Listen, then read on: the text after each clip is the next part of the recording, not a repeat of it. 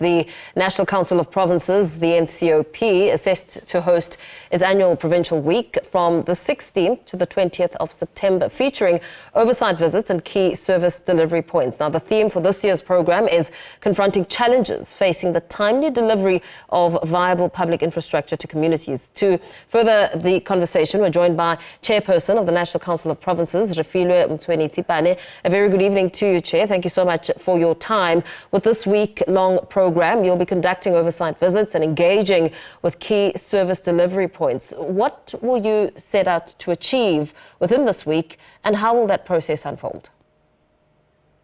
Good evening to you, Mpho, and the listeners at home, and thank you for having us. Indeed, as an NCOP, we have embarked on a program called NCOP Provincial Week, whereby we have spread across the length and the breadth of our country to our various provinces.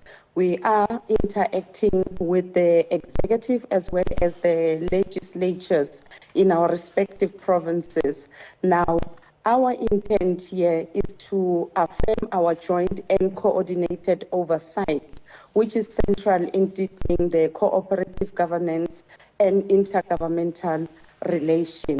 Now, what we then do is that we interface with the provinces on particularly infrastructure projects, of which our focus is mainly on those projects that were still stalled and those that were delayed and those that are not progressing at all, so that we get to understand what is the problem and how best can we resolve the challenges that our municipalities are facing, as well as our provinces are facing.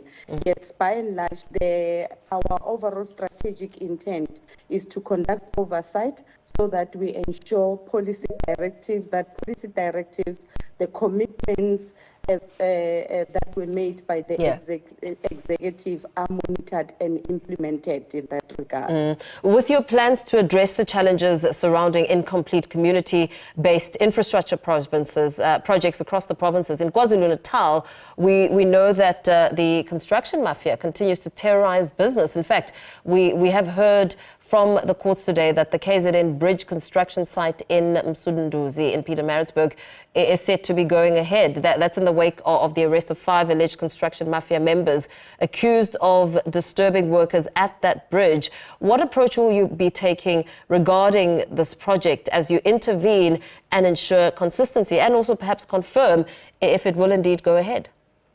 Well, one amongst the other issues, as you would recall, that we had the president to come in account in the NCOP, as well as the deputy president who will be coming this coming Thursday. The critical question that is being posed to them, it has to do with the extortion by the construction mafias to our contractors to, by and large, stall the progress that needs to be made. And we are very happy that that matter has been taken seriously to a point where it has led to arrests. There are teams that have been formed through the security cluster that is seized precisely with that responsibility. And we're very delighted by the assertion that has been made by our Minister of Police, Honorable Senzo Mchunu, to say that he remains committed in ensuring that they disorganize or disrupt the syndicates that sought to undermine the development within our communities. Now, we've welcomed that as NCOP, of course. We are also going to interface with our communities.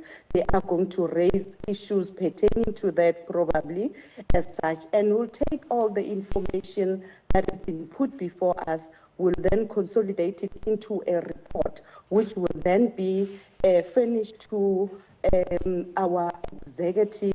Those affected departments will have to respond to us as to what is it that they are going to address the issues and the challenges that were raised and those that were picked up by us. So as we get responses accordingly, we will then revert to our communities as well as all those affected parties, so that there is a constant interface with our communities and feedback.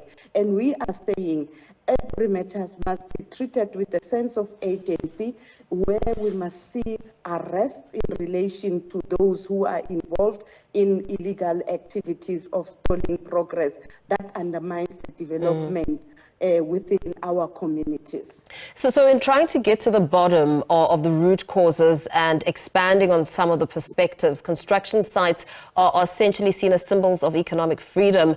They are also blurring public and private project lines. Communities are expressing a growing demand for active involvement in the decision-making processes relating to the construction projects, and more so as the country faces persistent economic inequality. The repercussions, Chair, transcend project delays and associated costs. What is your perspective on that front as you talk about engaging communities and hearing what they have to say? Well, indeed, you are spot on. The more the project delays, the more the costs, the higher the cost, and which then says that money that was appropriated and budgeted for, it has since escalated as a result of the project not proceeding in the manner in which it was supposed to have proceeded. However, we must also indicate that there are steering committees which involves, by and large, the local community where the project is taking place, that participate precisely to make sure that there's progress and the project is going in accordance with the manner in which it was planned and it is completed within reasonable time. Not only the surrounding community, but the traditional leaders as well of those various areas are also encouraged to be part so that they monitor the project. As government has taken a decision that at least 30% of the total project that has been allocated in the various area, it must benefit the local content, meaning the local people must be the beneficiaries, but not in the form in which it is done at this moment. You are supposed to be given a subcontract, participate in the construction activity by way of acquiring skill and making earning. Some of the communities, we are encouraged that they must, particularly for those jobs that doesn't need expertise, technical expertise or whatever you call them, technical skills, you rather employ the local people. But quite often than not, you find those people within our communities who are opportunistic. They take this, they completely change the outlook of the intended outcome that we wanted to achieve. They want 30% without doing any job. And that deprives them an opportunity to grow their skills base and also to grow their grading so that they too can have the opportunity to participate in higher graded job opportunities. Pardon the interruption, just for the sake of time. As you conduct the oversight visits, which provinces will you be focusing on as you try and find ways around some of these pressing challenges? As I have indicated, we are in each and every provinces, basically all 9 provinces as we speak, we are there. Where's your first stop? We are there for the whole week. So in all provinces, there is NCOP delegates doing exactly what we are doing here in KZN, and under one theme, we are focusing on infrastructure development, the projects that are on the ground. As former Mpumalanga Premier, one would have thought that your first stop would be Mpumalanga. Why KZN?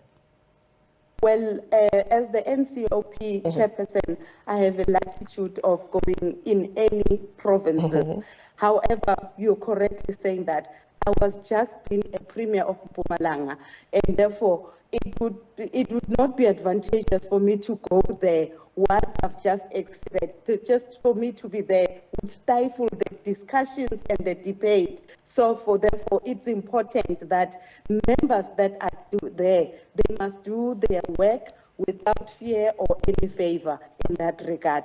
Hence, you allow them space because of this cooling off period that I have to undergo according to my conscience. Okay, very well. Thank you so much for speaking to us this evening. Chairperson of the National Council of Provinces, Refilwe Mtshweni-Tsipane, there, speaking to us about the NCOP hosting its annual Provincial Week, which started yesterday.